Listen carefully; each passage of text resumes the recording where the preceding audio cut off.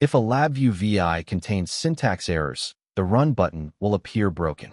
These errors generally fall into two categories: broken wires and broken VIs. A broken wire occurs when the source and destination data types do not match, making the connection invalid. Another example is when two controls, such as input A and input B, both numeric controls, are connected directly. This results in a broken wire. Here is another example that a subtraction function has an unwired input, causing the VI to break. If you're unsure where the syntax errors are, click the broken run arrow to view the error list. Review the list and select each error to navigate directly to its location. Once all syntax errors are resolved, the VI will be ready to run. Sometimes, even after fixing syntax errors, you may still get incorrect results due to logical errors in the code. To identify these issues, LabVIEW provides several debugging tools. Pause execution. Use the pause button on the toolbar to temporarily stop the VI and use probe to inspect wire values for potential problems. Step in. Execute the program step by step, allowing you to enter nodes such as loops and examine their internal operations. Step over. Execute a node as a single step. Step out. If you've stepped into a node and want to exit, this feature completes the remaining code in that node and stops at its end. Highlight execution. Slows down the VI and visually displays data flow by showing a moving dot along the wires. Probe tool lets you inspect data on a wire by right-clicking it and selecting Add Probe or using Probe tool in the tool palette. Retain wire values. It can keep data on wires so probes can immediately display values without waiting for code execution. This is useful when you need to see the latest value without rerunning the VI. LabVIEW uses two special data values that are helpful for identifying errors. The first is infinity, which occurs when a value is divided by 0. The second is nan, or not a number, which appears in cases such as attempting to calculate the square root of a negative number. These values are useful indicators for detecting issues within a LabVIEW VI.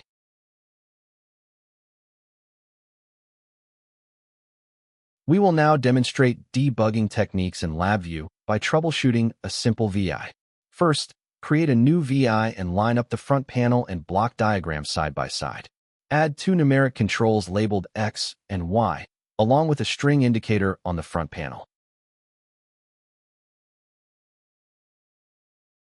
On the block diagram, you'll see three terminals, X, Y, and string. If you connect X to the string indicator, a broken wire appears because the source is a double precision number while the destination expects a string.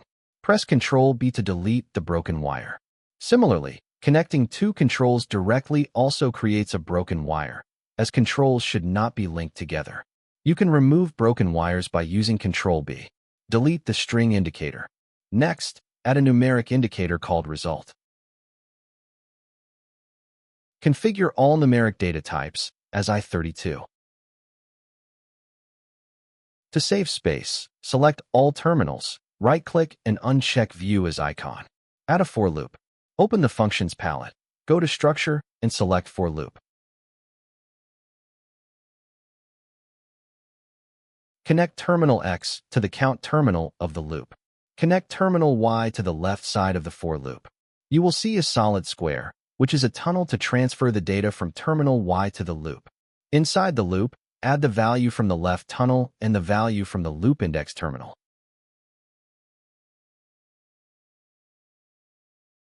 Connect the output of the add operator to the right side of the loop and create another tunnel to output the data from the loop. Right-click the tunnel and select the tunnel mode as last value. Connect the tunnel and the terminal result. Enter 5 to X and 2 to Y. Now, let's check the debugging tools. First, enable highlight execution and run the VI.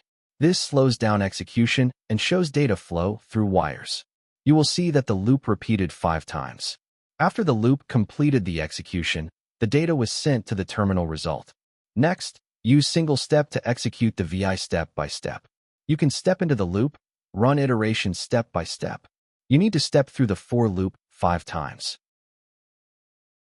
If you already step into the for loop,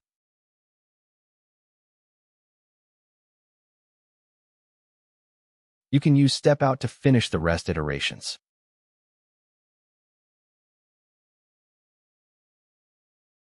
Alternatively, use step over to execute the entire loop in one step. If you are using single step, you can click the pause button to resume the code execution. Another useful tool is retain wire values. If it is not enabled, insert a probe to a wire and no value is shown in the probe until the VI runs and the data passes the wire. Now, remove the probe and enable the feature. Run the VI and insert a probe at the same location. You can view the last value on the wire. This helps with debugging without rerunning the VI. In summary, debugging involves two steps. 1. Fix syntax errors. For example, broken wires caused by mismatched data types. Or click the broken run arrow to view and locate errors. Then remove invalid connections. 2. Use debugging tools like highlight execution, single step, step in, step out, step over, and probes to identify logical issues. This concludes the demo.